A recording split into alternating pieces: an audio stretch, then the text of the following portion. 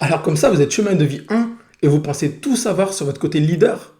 Alors laissez-moi vous dire que la réalité est bien plus croustillante que ça. On vous a sûrement servi le plat classique. Le chemin de vie 1, c'est le pionnier, l'indépendant, chef de file, entrepreneuriat. Mais est-ce qu'on vous a déjà parlé de la solitude qui va avec? Et du véritable problème qui peut littéralement vous paralyser dans la vie?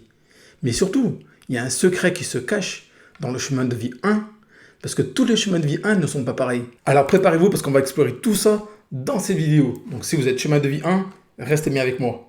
Avant toute chose, on va vérifier rapidement que vous êtes bien chemin de vie 1. Pour ça, c'est ultra simple.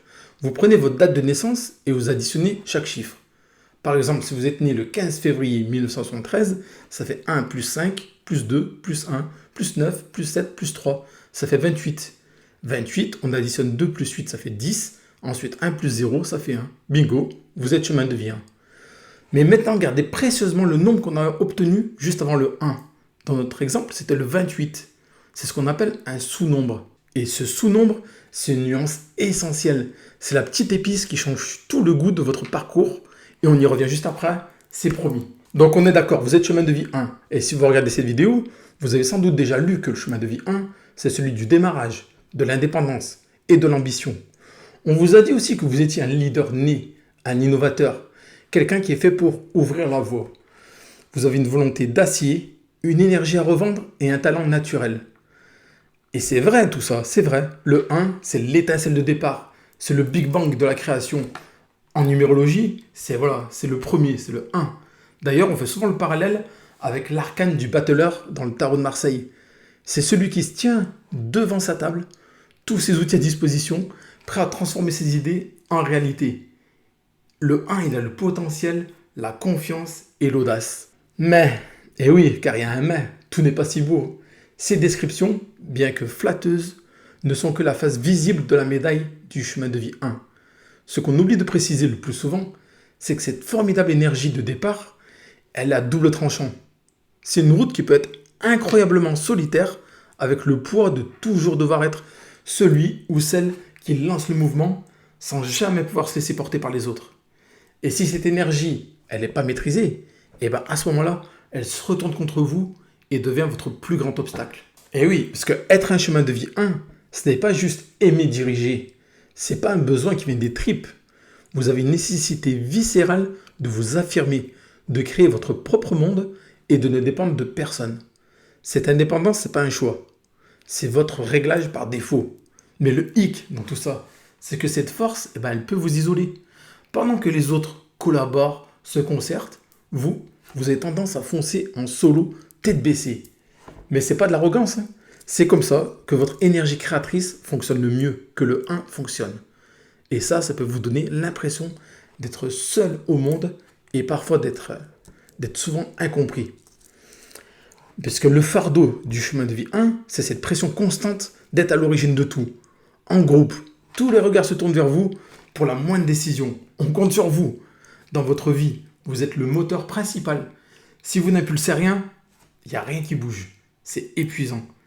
Et cette quête d'autonomie cache une question qui vous taraude. Qui suis-je si je ne crée pas, si je n'agis pas, si je ne suis pas le premier à mettre l'action en place?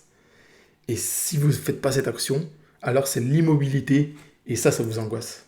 Et puis derrière cette confiance que vous aviez le chemin de vie 1, il y a souvent une grande sensibilité et une peur de l'échec.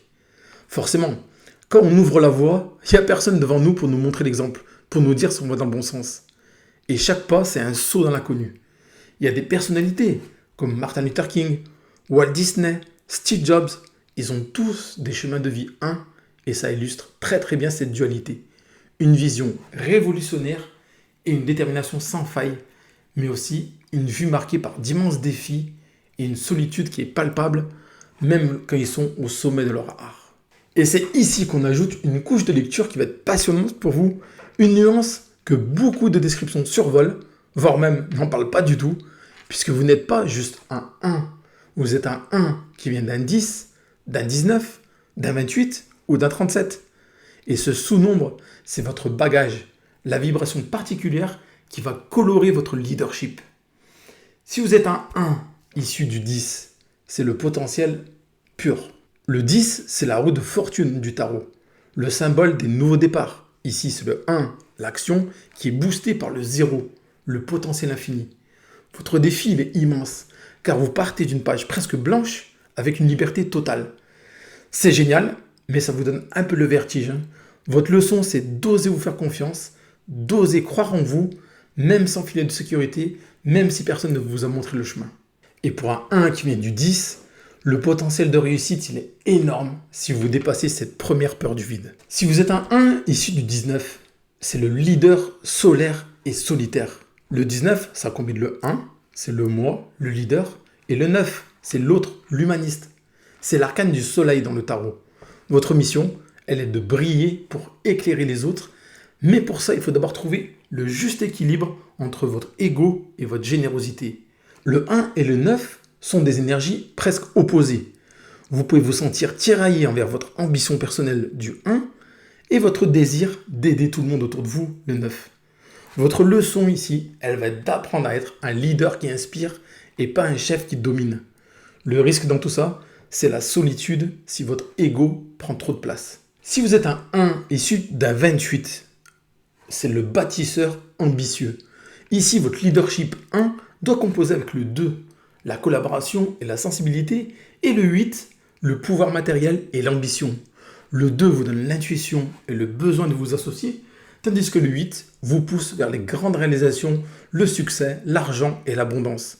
Votre défi ici, c'est de ne pas laisser votre ambition du 8 écraser votre sensibilité du 2. Vous êtes fait pour construire de grandes choses, mais vous devez apprendre à le faire en équipe, en écoutant votre cœur et celui des autres. Votre mission, c'est de devenir un leader puissant et juste qui allie force et diplomatie. Si vous êtes un 1 qui est issu du 37, c'est le créatif spirituel. Ce chemin, c'est l'un des plus riches. Votre leadership, le 1, s'exprime à travers la créativité et la communication, le 3, et une quête profonde de vérité, le 7. Le 3, il vous pousse à créer, parler, être sociable, alors que le 7, il vous tire vers l'analyse, l'introspection et parfois l'isolement pour trouver le sens caché des choses. Vous êtes un leader d'idées, un génie, un enseignant inspirant. Et votre mission, c'est de partager votre sagesse unique avec le monde de façon créative et joyeuse. La leçon est de faire confiance à votre voix intérieure, le 7, et d'oser la partager avec le monde, le 3. Et voilà les amis, vous avez vu que être un chemin de vie 1, c'est bien plus que le cliché du leadership, de l'entrepreneuriat et d'être le boss. C'est le parcours d'un pionnier qui doit apprendre à danser avec la solitude, à transformer le poids de l'initiative en une force qui inspire les autres. Votre sous-nombre 10, 19, 28 ou 37 vous donne des indices précieux sur les leçons qui vous sont propres. Et au final, votre plus grande victoire, ce sera de maîtriser votre ego pour devenir un leader qui élève les autres. C'est ça le chemin de vie 1. Voilà les amis ce que c'est d'être un chemin de vie 1. Je suis sûr que vous avez appris des choses dans cette vidéo. Alors dites-moi tout dans les commentaires. Est-ce que ça vous parle? Quel est votre sous-nombre? Et comment ça résonne avec ce que vous vivez en ce moment?